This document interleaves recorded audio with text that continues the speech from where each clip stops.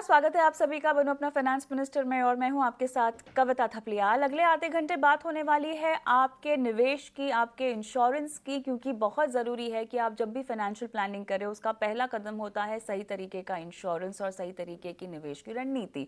आप भले ही अपनी ज़िंदगी में पहली कमाई लेकर बैठे हैं और आगे सोच रहे हैं कि कैसे बढ़ना चाहिए, या आप रिटायर हो चुके हैं और अपने लिए जो इकट्ठा किया हुआ कॉर्पस है उसको सही तरीके से निवेश करना चाहते हो ताकि वो आपके काम आए और आपको कमा कर दे। हर तरह के सवालों के जवाब दिए जाते हैं इस शो में और आज भी बेहद खास शो लेकर आए हैं।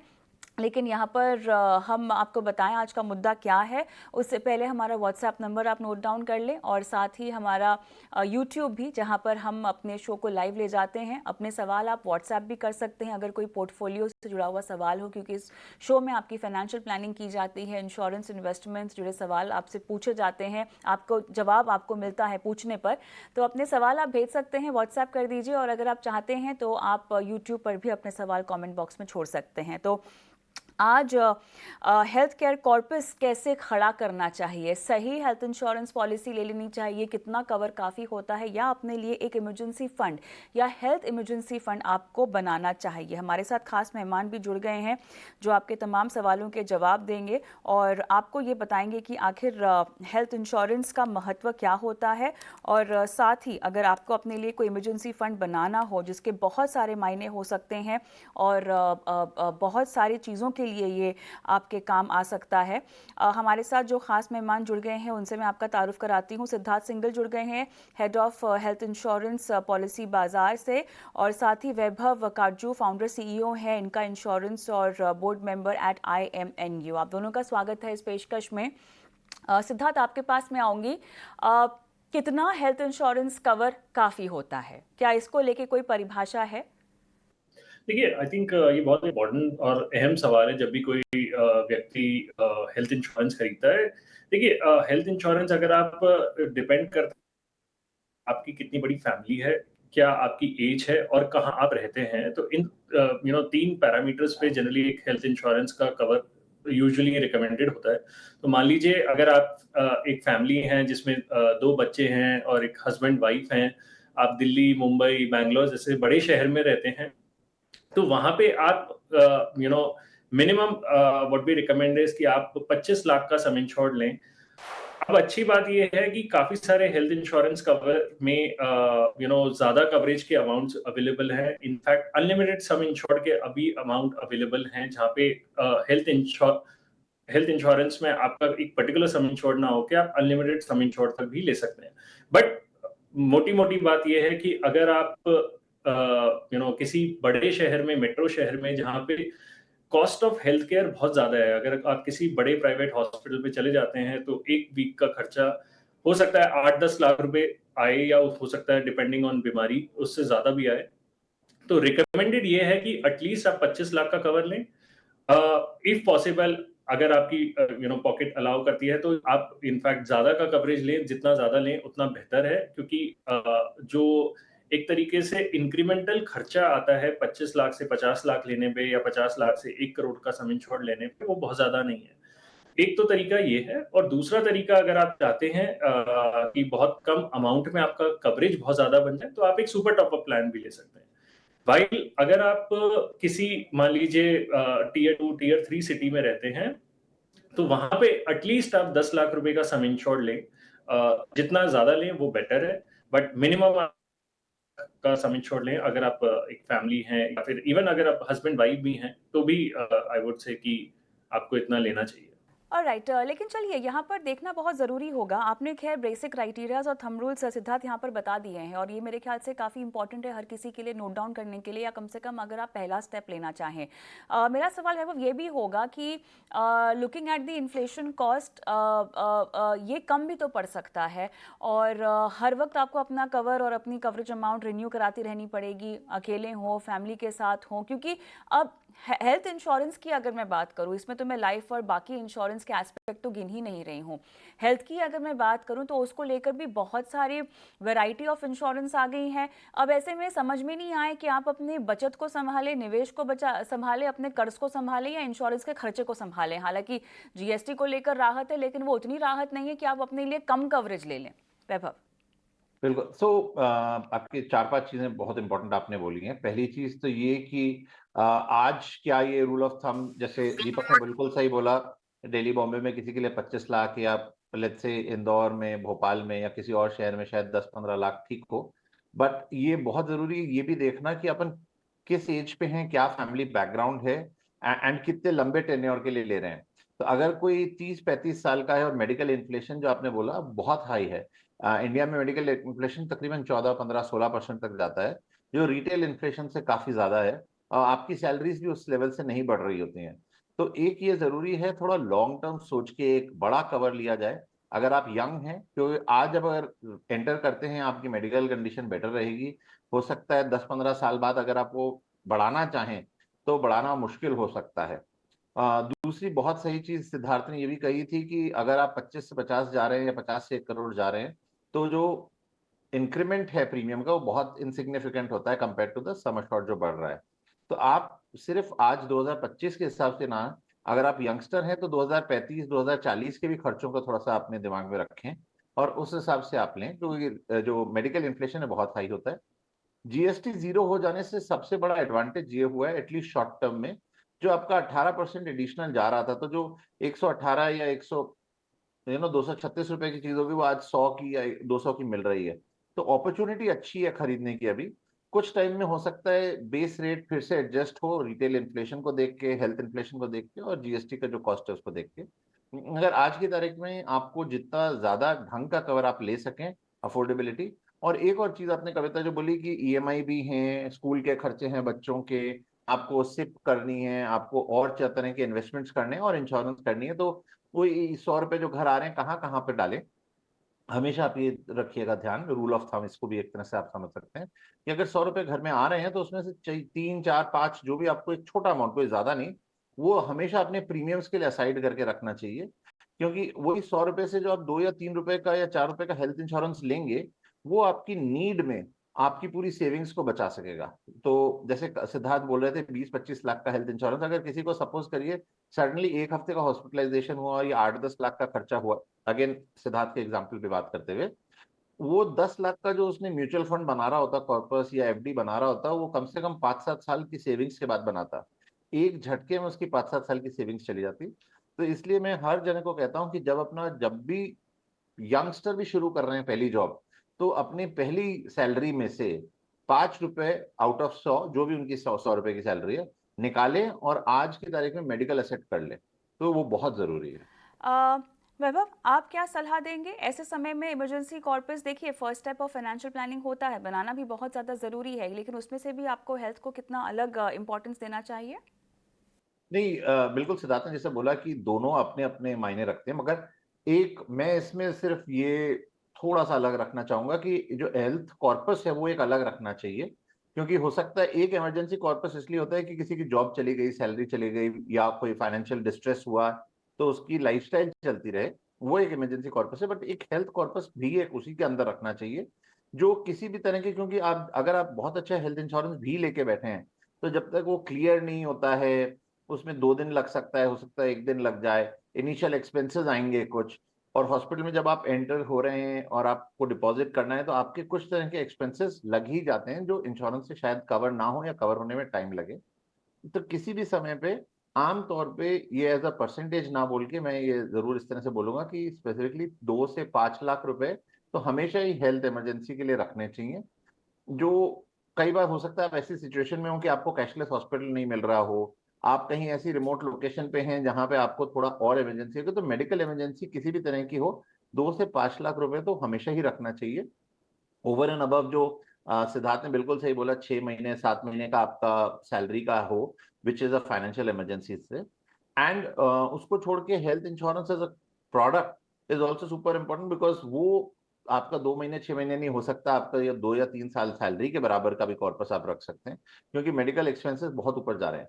बट एज अ रूल मैं हर जने को यही बोलता हूँ कि, और अच्छा एक और खास तौर पे चीज है, ये जो कॉर्पस आप रख रहे हैं प्लीज लिक्विड एसेट्स में रखें। कोई ये ना सोचे कि मैंने ये कॉर्पस रख लिया है एक ऐसे म्यूचुअल फंड में जो इक्विटी लिंक्ड है, या कोई ऐसे कॉर्पस रख लिया है जो थोड़ा सेंसिटिव है मार्केट को लेके या किसी चीज को, जहां पे भी वो 100 रुपए आपका 80 रुपए हो सकता है। ये मेडिकल इमरजेंसी कॉर्पस आप हमेशा या तो एफडी में रखें, सेविंग्स अकाउंट में रखें, या किसी लिक्विड म्यूचुअल फंड या किसी ऐसी चीज में रखें जो कि आपको पता है कि सेफ है, 6-7%, 5% रिटर्न भी दे रहा है, तो भी एटलीस्ट एट एनी डे आपको वो डेप्रिशिएटेड अमाउंट ना मिले, क्योंकि वो कभी भी आपको जरूरत पड़ सकती है और इमीडिएट जरूरत पड़ेगी। उसमें आप ये नहीं कह सकते मैं 10 दिन तक वेट कर लूंगा।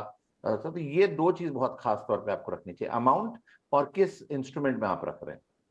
ऑलराइट, चलिए मेरे ख्याल से चर्चा लंबी जा सकती है, लेकिन फिलहाल मुझे इस चर्चा को, इस टॉपिक को यहीं समेटना होगा। वैभव, बहुत बहुत धन्यवाद। सिद्धार्थ, आपका बहुत बहुत धन्यवाद।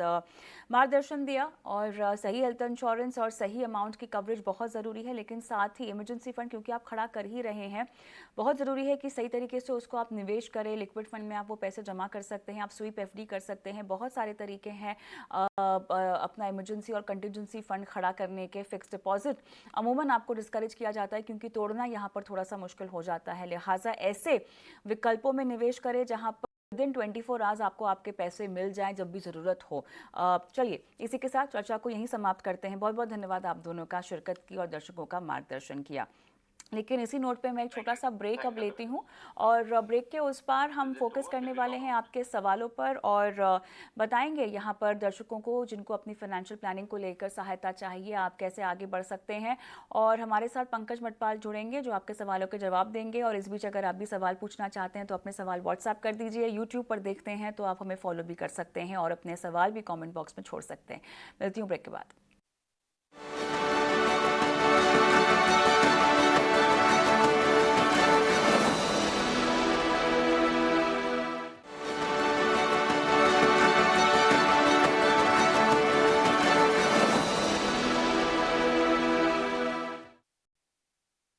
नमस्कार, स्वागत है आप सभी का बनो अपना फाइनेंस मिनिस्टर में। और अब बारी आती है आपकी फाइनेंशियल प्लानिंग करने की और वो सब नुस्खे जानने की जिससे आप अपने फाइनेंशियल जर्नी में आगे बढ़ सकते हैं, इन्वेस्टमेंट जर्नी में आगे बढ़ सकते हैं।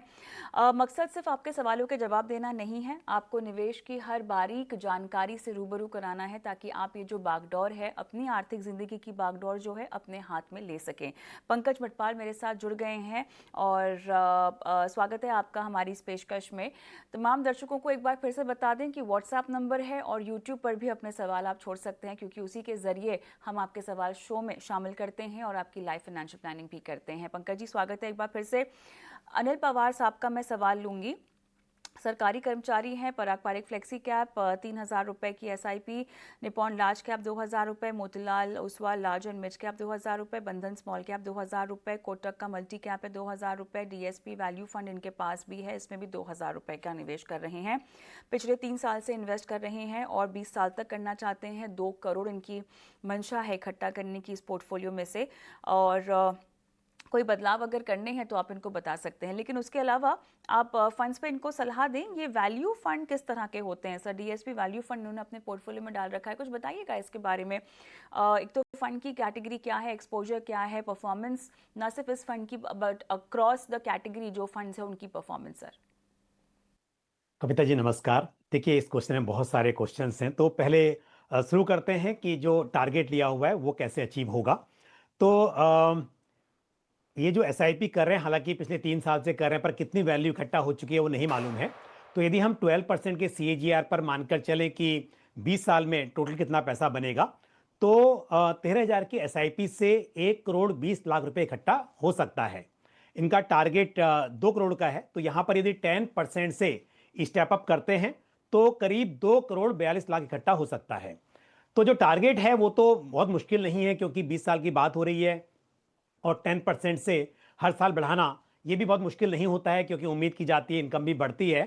पर मैं एक बात कहूँगा यहाँ पे, वो ज़्यादा इंपॉर्टेंट है कि जब 20 साल की आप बात कर रहे हैं तो 2 करोड़ की वैल्यू 2 करोड़ नहीं रहेगी। ये मैं हमेशा कहता हूँ कि हमेशा लॉन्ग टर्म में इन्फ्लेशन को आप फैक्टर इन कीजिए।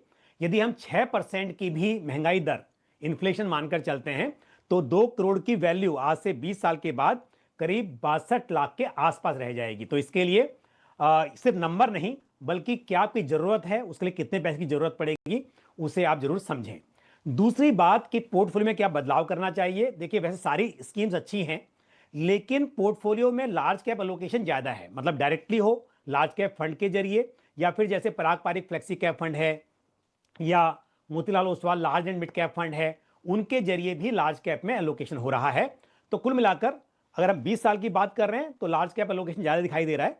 तो यहां पर यदि आप चाहें तो Motilal Oswal large and mid cap fund जो है उससे आप स्विच कर लें, आगे की एसआईपी आप करें Motilal Oswal mid cap fund में। तो ये लॉन्ग टर्म के हिसाब से बेहतर स्ट्रेटेजी हो सकती है। अब आते हैं इस सवाल पर कि वैल्यू फंड्स क्या होते हैं। देखिए, इन्वेस्टमेंट में कई स्टाइल होते हैं। अब ये तो हमें पता है कि डाइवर्सिफाइड फंड है तो उसका निवेश हर सेक्टर्स में होंगे, हर तरह के मार्केट कैप में हो सकता है, लेकिन अलग अलग स्टाइल होते हैं, जैसे कि ग्रोथ है या वैल्यू है। ग्रोथ में फोकस ये होता है कि जो स्टॉक्स हैं चाहे भले ही वो वैल्यूएशन के हिसाब से महंगे हों, पर वहां पर अच्छा पैसा बनने की उम्मीद दिखाई दे रही है, यानी कि इन्वेस्टर्स का इंटरेस्ट उसमें है और कंपनी ग्रोथ दिखा सकती है शॉर्ट टर्म में भी लॉन्ग टर्म में भी, तो आप उन स्टॉक्स में इन्वेस्ट करते हैं।